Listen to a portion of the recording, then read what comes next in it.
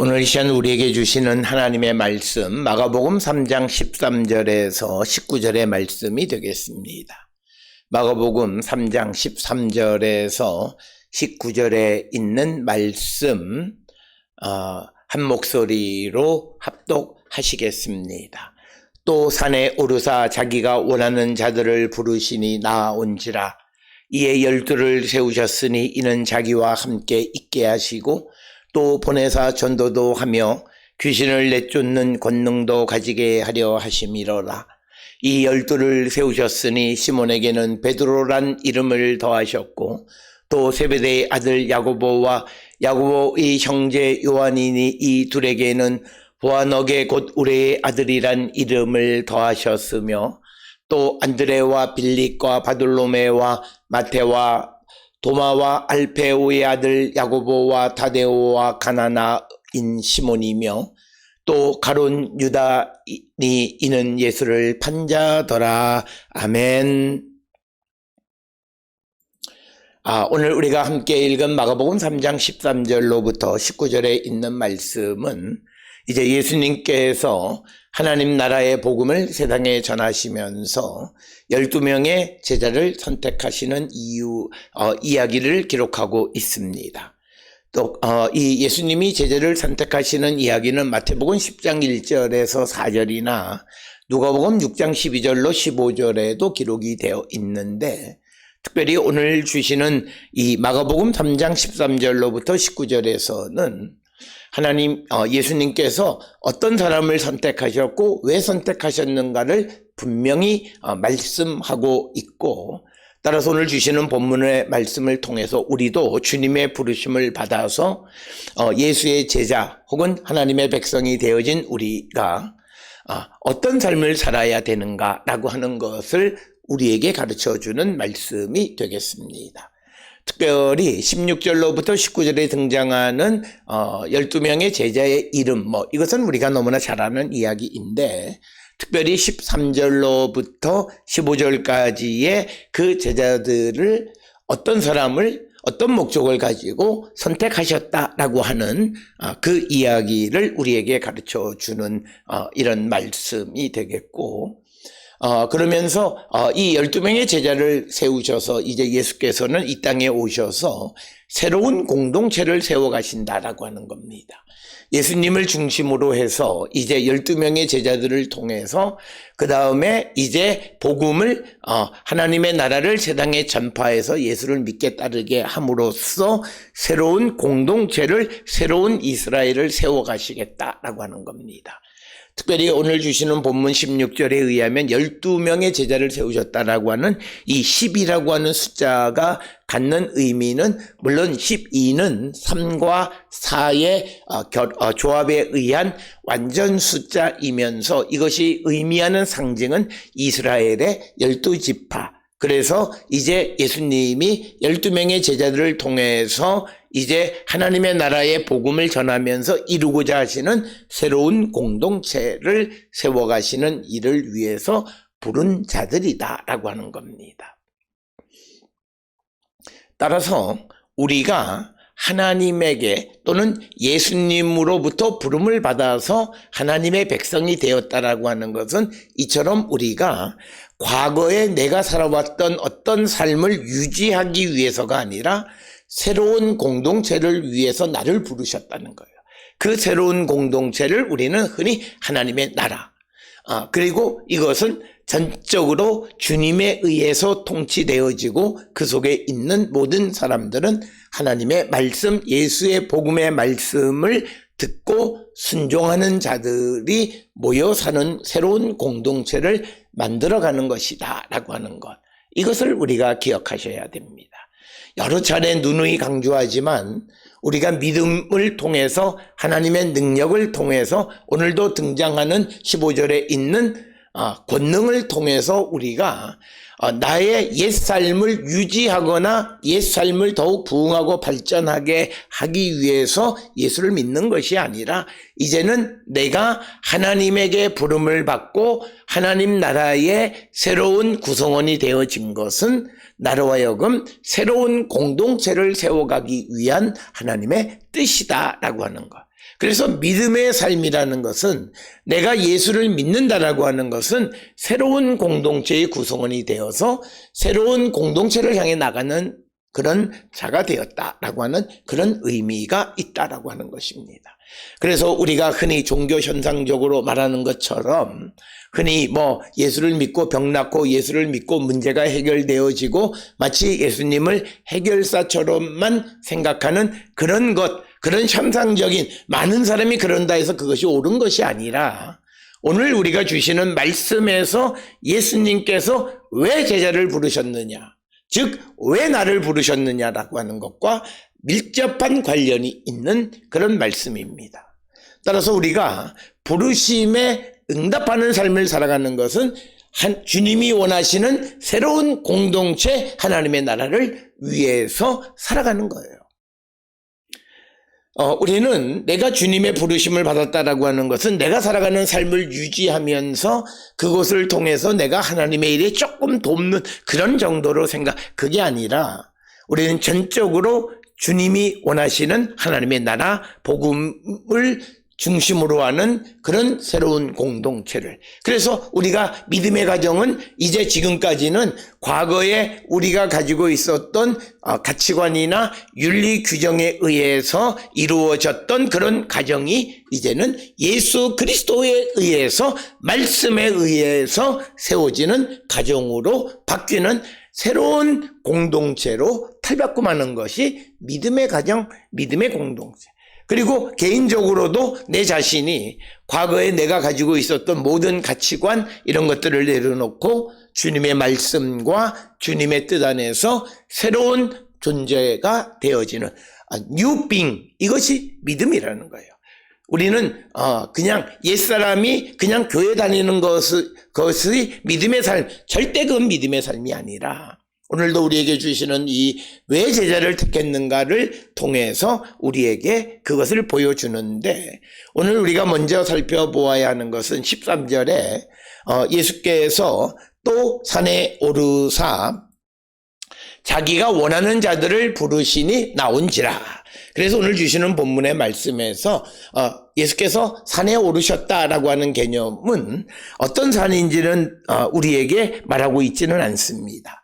특별히 오늘 주시는 이 이야기의 어떤 배경이 갈릴리 호수 근처에서 이루어진 것이라면 가버나움이라고 하는 갈릴리 호수는 해수면보다도 한 210m 정도 낮은 곳에 위치하고 있습니다. 따라서 가버나움에 서서 위를 보게 되면 낮은 언덕들이 다 높은 산처럼 보여요. 그러니까 우리가 그냥 해발로 따지면 해발 50m 되는 곳이 가버나움에서 바라다 보면 대략 해발 260m 이상 되는 그런 높은 산처럼 보인다는 거죠. 그래서 오늘 주시는 본문에 산에 오르사라고 하는 이 산이라고 하는 것은 우리가 흔히 말하는 마운틴의 개념의 산이라기보다는 높은 곳에 오르셨다라고 하는 것이고, 특별히 예수님께서 이 산에 오른다라고 하는 것의 상징적인 의미는 사람들과 조금 대중과 분리되는 개념이 있습니다.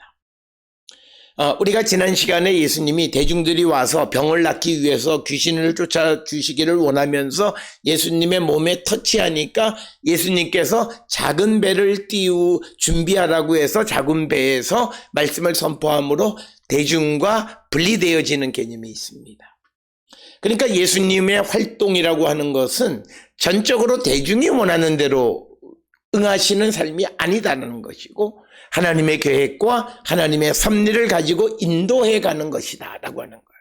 그래서 우리가 순종이라고 하는 것은 하나님께서 이 나라, 그리고 이 교회, 그리고 우리 각자에게 대한 하나님의 계획과 뜻을 우리가 따라가는 거예요. 그래서 어떤 이에게는 흥하는 때가 있는데 어떤 이에게는 동시에 어려운 때가 있고, 또 어려운 때가 있는 반면에 아무 일도 일어나지 않는 그런 평온한 삶을 살아가는 자들이 있고, 그런 모든 각각의 상황들에 대해서 우리가 순종하며 살아가는 것이, 그것이 공존하는 것이 믿음의 공동체다. 그래서 교회는 항상 잘 되는 사람들만 있는 것이 아니라 고난 속에 있는 이도 있고 어려움 속에 있는 이도 있고 즐거움 가운데 있는 이도, 여러 가지가 다양한 자들이 공존하는데, 오늘 주시는 본문에서 예수님께서는 제자를 부르시기 위해서 일반 대중과는 분리되어지시면서 자기가 원하는 자들을 부르셨다라고 하는 겁니다. 여기서 중요한 것은 예수님이 누구를 원하시는가라고 하는 겁니다. 예수께서 원하시는 자는 14절에 보게 되면 어느 정도 우리가 힌트를 얻을 수 있습니다. 이에 12를 세우셨으니 이는 자기와 함께 있게 하시고 또 보내사 전도도 하며. 그래서 예수님께서 12명의 제자를 부르셨는데 그들을 부르신 첫 번째 이유가 예수님과 함께 한다라고 하는 거예요. 그러니까 예수님이 원하는 자들은 예수님과 함께하는 삶을 살아가는 자들을 원하세요. 그러면 예수님과 함께한다라고 하는 게 뭐냐? 이 말은 우리가 잘 아는 요한복음 12장 26절에 의하면 주님을 섬기는 자예요. 그러니까 주를 섬기는 자는 주님과 함께 있는 자예요. 그러니까 그래서 우리가 이 주님과 함께 있는 삶을 살아가는 자들을 주님은 부르세요.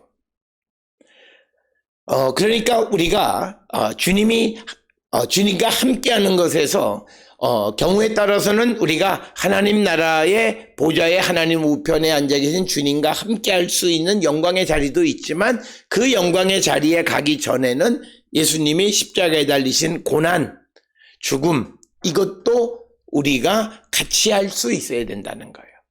그래서 오늘 주시는 본문에서 예수께서 원하시는 사람은 예수님과 함께하는, 예수님이 계신 곳에 같이 있기를 원하는 사람들, 그런 자들이 예수가 원하는 자이고, 그래서 12를 세우셔서 자기와 함께 있게 하셨다, 이렇게 기록하고 있습니다. 우리가 세상을 살아가는 데 있어서 함께 한다라고 하는 것은 굉장히 중요한 가치입니다. 특별히 우리가 어떤 어려움을 당한 사람에게 어떤 실질적인 도움을 주지 못하더라도 어려움을 당한 사람과 함께 한다라고 하는 것은 매우 중요한 일입니다. 특별히 오늘 우리가 살고 있는 이 시대에 누군가가 어려움을 당할 때 그와 함께하는 삶을 살아가는 사람들을 찾아보기는 매우 어렵습니다. 심지어는 가족들도 함께하지 않는 경우들을 종종 우리가 보게 되는데, 예수님이 원하시는 삶은, 예수님이 원하시는 제자는 예수님과 함께하는 자, 즉 예수님이 계신 곳에 함께 있기를 원하는 자들이 되어야 합니다. 따라서 우리는 내가 예수를 믿음으로 영광, 복된 삶, 좋은 삶, 이것만 생각하는 것이 아니라 무엇이든지 예수님이 계신 곳에는 나도 그곳에 있겠다라고 하는 그런 마음을 갖고 살아가는 자들이 주님의 부르심을 받은 사람의 자세입니다. 우리는 흔히 주님의 부르심을 받았다면 큰일, 위대한 일, 놀라운 일, 남이 하지 않는 큰 이런 것들만 생각하는 겁니다. 그런데 주님은 오늘 주시는 마가복음에서 아주 주님의 제자를 부르신 이유는 자기와 함께 있게 하기 위한 것입니다. 그런데 우리가 예수님의 제자들의 삶을 보면 이제 예수님이 고난받으시기 위해서 십자가에 달려 돌아가시기 직전 겟세마네 동산에서 로마 군병들에 의해서 체포되셨을 때 몇몇 제자들을 제외 나머지는 다 도망가 버렸습니다. 그러니까 고난의 때에 주님과 함께하지 않는 거예요. 그래서 주님이 원하시는 제자, 정말 진정한 제자는 어려운 가운데에도 함께하는 자예요. 그래서 우리가 진정한 친구, 우리가 세상을 살아갈 때 정말 진정한 사람은 누구냐? 내가 어렵고 힘들 때 나와 함께, 내게 뭘 도와주고 나에게 뭘 주고 하는 그런 관계가 되면 좋겠지만, 그게 아니더라도 정말 진정한 친구는 어려울 때 함께 할 수 있는 자. 그래서 주님이 원하시는 자는 함께 할 수 있는 자예요. 이 함께 할 수 있다라는 보편적인 추상적인 개념 속에는 좋은 일만이 아니라 고난의 길, 십자가도 함께하는 자들, 그 자들을 주님은 부르셨다라고 하는 겁니다. 그래서 우리가 오늘 주시는 이 본문 그리고 사순절을 보내면서 우리가 생각해야 되는 것은 나는 주님과 함께하는 삶을 살고 있는가? 나는 주님이 영광 받으시는 그것만 생각하고 살고 있지는 않는가?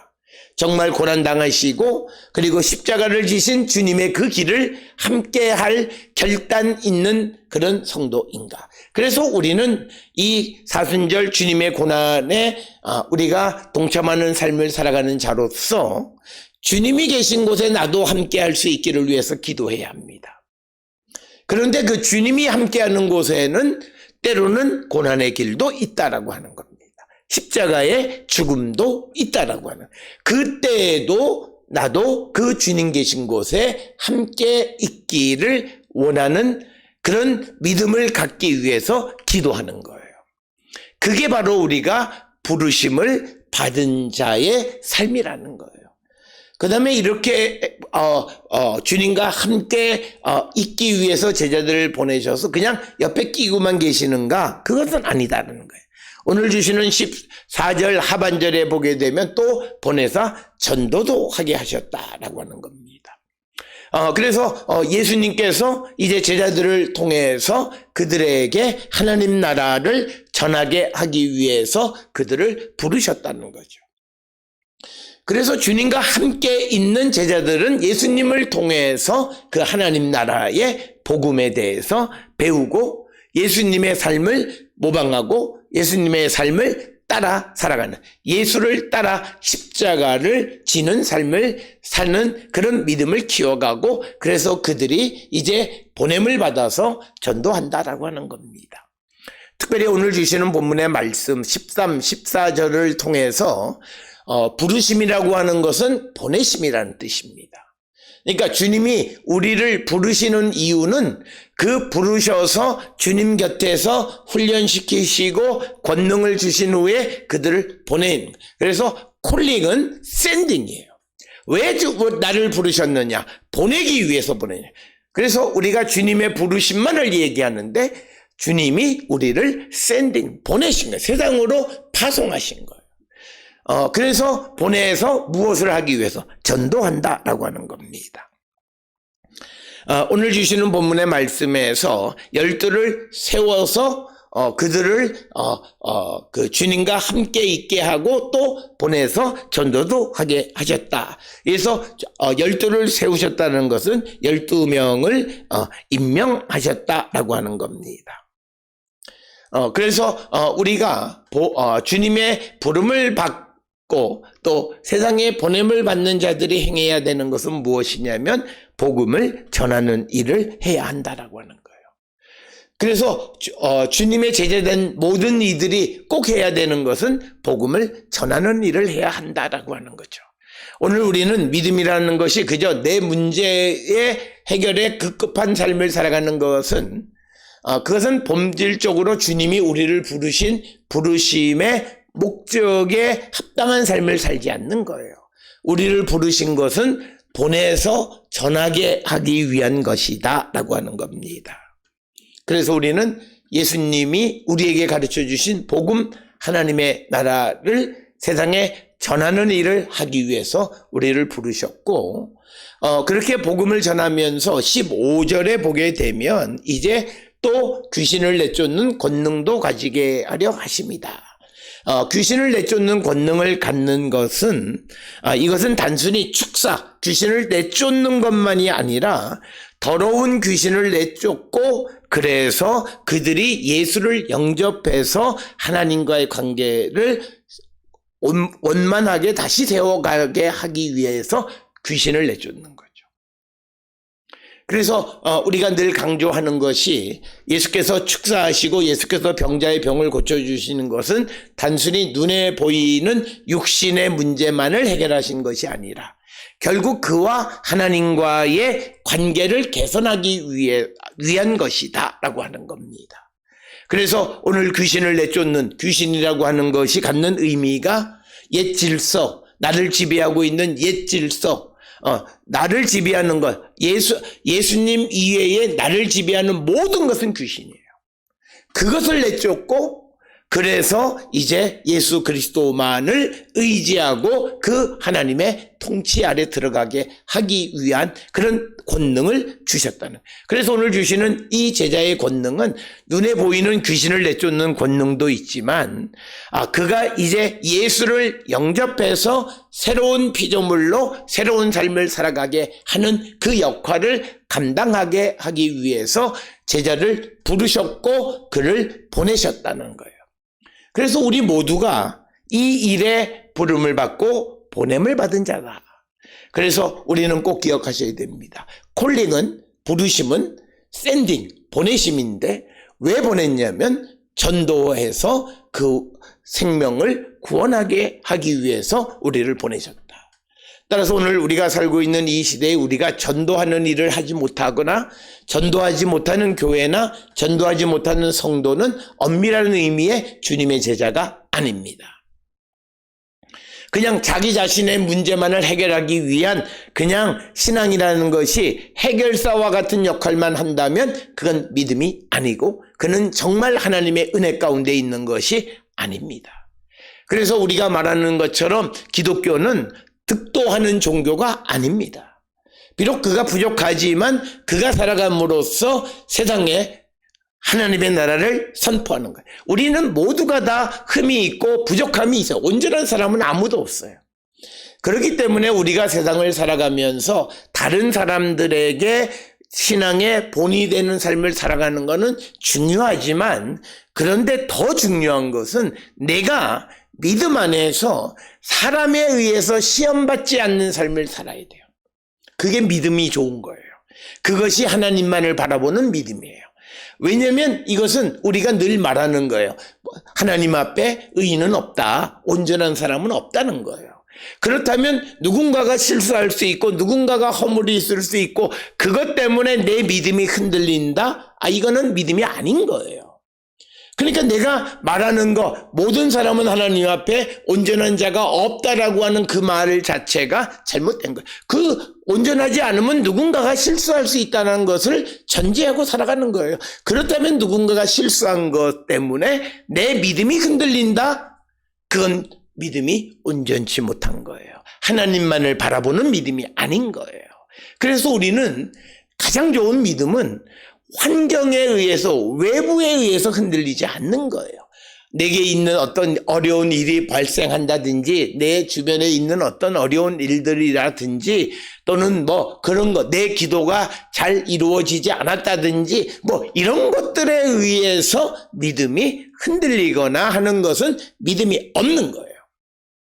그래서 우리가 오늘 주시는 본문의 말씀에서 예수께서 우리를 부르신 이유는 내가 정말 하나님의 복음을 세상에 전하는 삶을 살게 하기 위한 것이고 그리고 그 복음을 전함으로써 어떤 이에게 지배하고 있는 그 귀신들을 쫓아내고 옛 질서를 다 몰아내고 복음을 전해서 그가 새로운 생명으로 하나님과의 관계를 개선하도록 돕는 역할을 하는 것이 바로 제자의 사명이고 제자의 삶이고 주님의 부르심에 합당한 삶을 살아가는 자이다라고 하는 것을 우리는 꼭 기억을 하셔야 됩니다. 따라서 오늘 주시는 13절로부터 15절에서 이제 예수께서 왜 제자를 부르셨는가? 그것은 제자들을 보내서 전도하게 하기 위한 것이고 그리고 주님이 자기가 원하는 이들을 부르셨는데 주님이 원하시는 이는 항상 주님 계신 곳에 있는 자입니다. 그렇기 때문에 우리가 세상을 살아가면서 내가 주님이 계신 곳에 나도 함께 한다라고 하는 것에 오늘 우리가 살아가는 신앙인들의 삶의 표현은 주님의 고난을 기억하면서 나도 함께 고난에 동참하는 삶을 살아가는 거예요. 어떤 이들은 종교의 어떤 그 의식이나 절기나 이런 것들이 무용하다라고 말하는 자들 그건 아니에요. 내가 오늘 주님의 고난에 동참하는 내가 당장 십자가에 달릴 수는 없잖아요. 그렇다면 내가 주님의 고난에 주님 계신 곳에 함께 한다라고 하는 것은 주님이 지금으로부터 대략 한 2000여 년 전에 고난을 당하셨을 그때에 그 고난을 생각하면서 우리도 그 주님이 계시는 그 고난의 현장에 있는 것과 같은 삶을 살아가는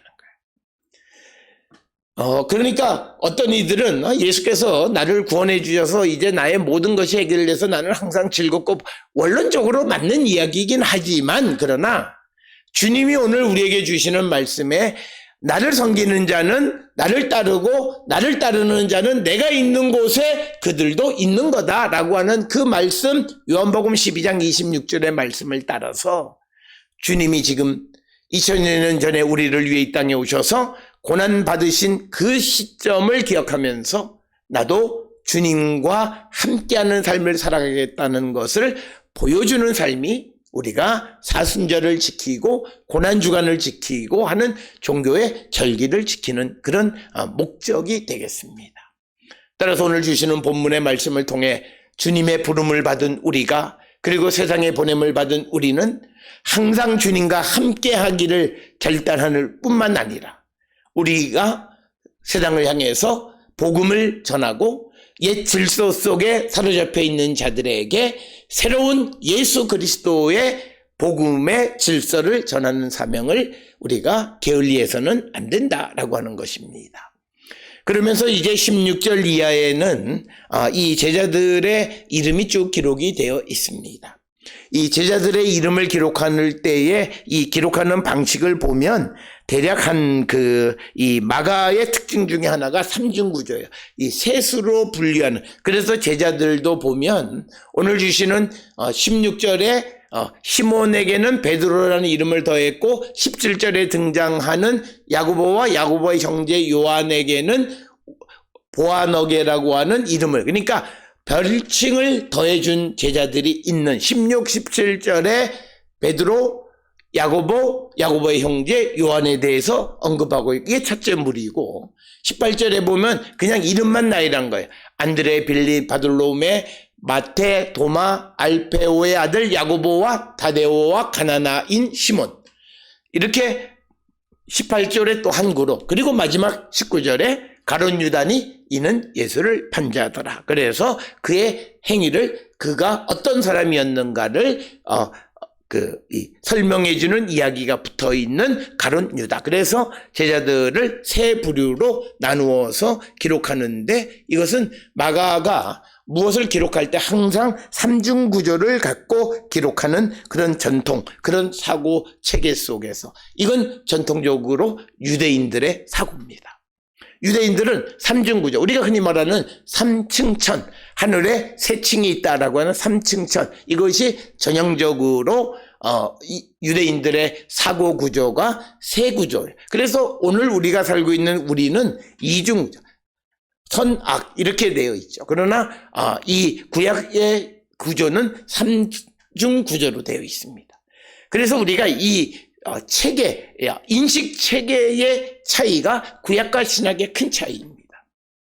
우리가 흔히 말하는 헬레니즘과 헤브라이즘의 차이는 이 사고의 체계가 삼중구조에서 이중구조로 바뀌어가는 건데, 오늘 주시는 본문의 말씀에서 그 제자들의 이름을 나열하는 것은 바로 전통적인 구약의 전통을 따라서 제자를 세 부류로 나누어서 기록하고 있다라고 하는 것입니다. 오늘 주시는 본문의 말씀을 통해서 나는 정말 주님의 부름을 받은, 주님이 좋아하는 그런 주님의 제자인가? 정말 주님이 계신 곳, 그곳이 고난의 길이고 십자가일지라도 그 주님과 함께 하기를 결단한 그런 성도인가를 한 번쯤 돌아보고, 뿐만 아니라 나를 보내서 복음을 전하게 하셨는데 그 사명을 감당하고 있는가? 그리고 뿐만 아니라 옛 질서인 귀신을 몰아내고 새로운 질서를 줘서 정말 이 땅이 또 한 생명이 하나님을 잘 섬기게 하는 역할을 감당하고 있는가를 우리는 돌아보는 자가 되어야 합니다. 그래서 내가 교회를 다니니까 나는 주님의 부름을 받은 자라고 하는 막연한 것이 아니라, 정말 내가 주님 계시는 곳에 나도 있기를 원하는가 라고 하는 것, 이것을 한 번쯤 돌아보면서 어디든지 주님 계신 곳에 나도 함께 있기를 결단하는 우리 모든 성도들이 될 수 있기를 주의 이름으로 축원합니다.